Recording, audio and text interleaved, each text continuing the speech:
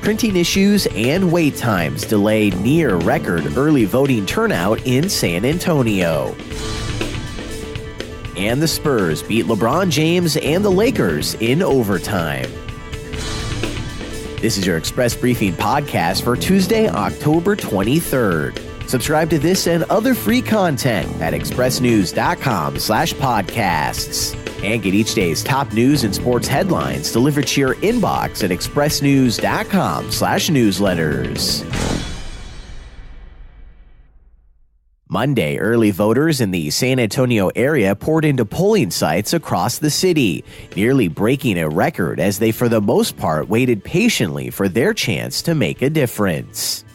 At a hastily called news conference, one elections administrator noted that while the turnout was somewhat unexpected, quote, "Boy, does it feel good." While most of the delays reported in Bexar County were caused by the sheer number of people who descended on popular polling sites, such as the Lions Field on Broadway north of downtown, Las Palmas on the west side, and the Tobin Library on the north side, there were a few problems that drew the ire of U.S. Representative Joaquin Castro, State Senator Jose Menendez, and others. At a news conference outside Las Palmas, where a broken printer and lack of equipment forced some people to wait up to 90 minutes to vote, Castro noted that, quote, "This has been a recurrence, a constant thing in Bexar County elections for several cycles now, and it needs to stop."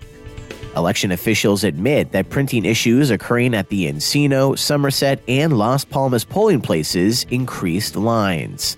At those three sites, poll workers could not print voters' labels after verifying their registration status, and poll workers were forced to write that material by hand as of Monday morning.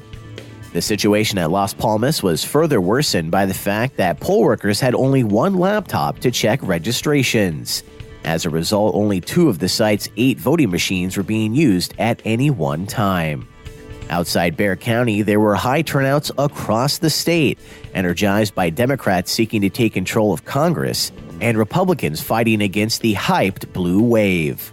In Houston, thousands of voters were already waiting in line at one polling site hours before it opened, and more than 60,000 votes had been cast as of 4:30 p.m., smashing the city's first-day early voting record for a midterm.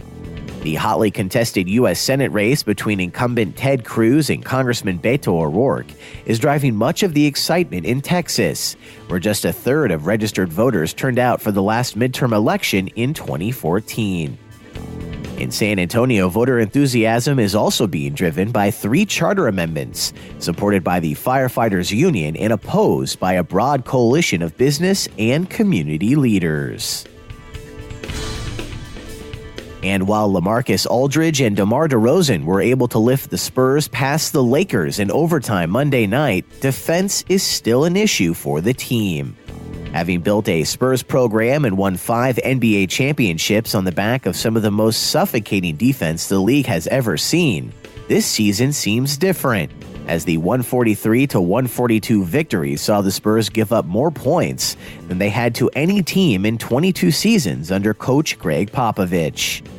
Even so, Monday, LaMarcus Aldridge had a monster performance with 37 points and 10 rebounds, with Spurs guard DeMar DeRozan scoring 32 and a career-best 14 assists, in a victory that leaves Los Angeles still in search for their first win, with LeBron James in purple and gold. And that's your daily San Antonio Express News briefing for Tuesday, October 23rd. Subscribe to this and other free content at expressnews.com/podcasts.